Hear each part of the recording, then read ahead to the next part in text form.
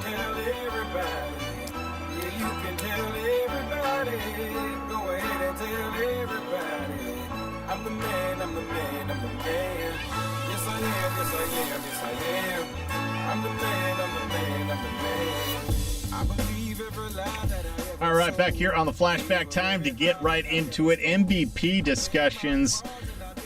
We also have some MV and NFC previews coming up in a bit, but first we're going to cut through the chase. A lot of talk right up front about MVP talk. I think most people who followed the season along have pretty much seemed to have boiled it down to just a few here. Peyton Manning, of course, was one that's always out there, but we saw him fade down the stretch. Tom Brady, I think he's in the mix when you look at it overall, the success of the team, but to be honest with you, Tom Brady, I mean, this guy just solid again. He really deserves actually more of a reward for consistency.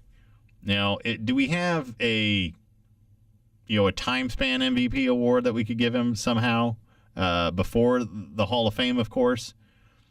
I think Tom Brady, he's just going to continue to put up numbers, and he's just, at this point in his career, he just has to wait until the HOF call to don that gold jacket there. So Tom Brady, despite the numbers and despite the team's success, I really would have to say that he's probably not in the running, although he really should be a finalist.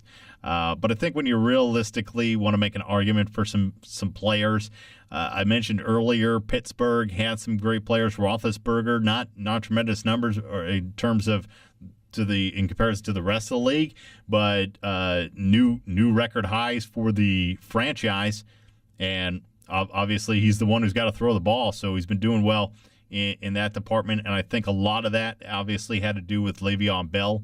Le'Veon Bell with some tremendous weeks in the season where he was getting over 200 yards from line of scrimmage for 2 or 3 consecutive weeks there. So he's a guy who I would legitimately consider as a potential MVP. However, I think it comes down to these 3 guys. And the reason why, before I mention their names, the reason why I think it comes down to these 3 gentlemen is that when you look at numbers and the success of the team overall, it's hard to argue that they don't belong there in any or some type of scope. So I think we're looking at 3 guys: Aaron Rodgers, Tony Romo, and J.J. Watt. For Rodgers and Romo, tremendous years, of course. Rodgers, unstoppable at home. We've seen it all season long. Romo, 8-0 on the road this season. So he's doing it on the road. Rodgers is doing it at home. Both teams are great overall.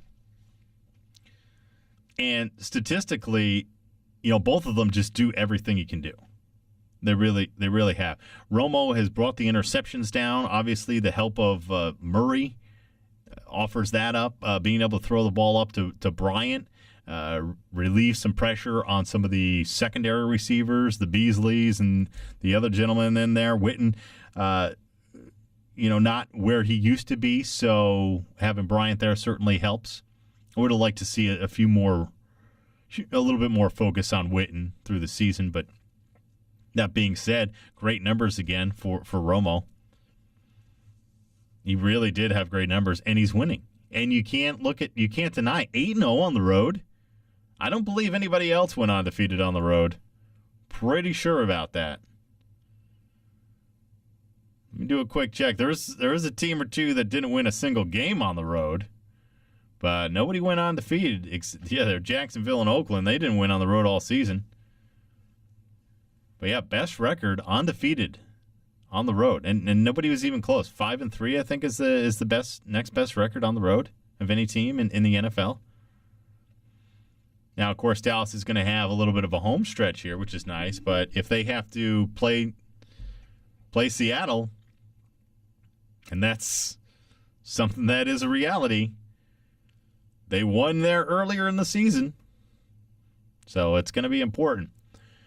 But when I look at the big picture of it all, the last 5 seasons or so, you look at passing, and talking about Rodgers and Romo here, you look at the passing bar, it's been set so high with all the records that have been broken between Breeze and Manning and Brady over the years, over the last 5 years or so, I think we're at that point where we kind of have to focus on another important aspect of the game and give some credit where credit is due there.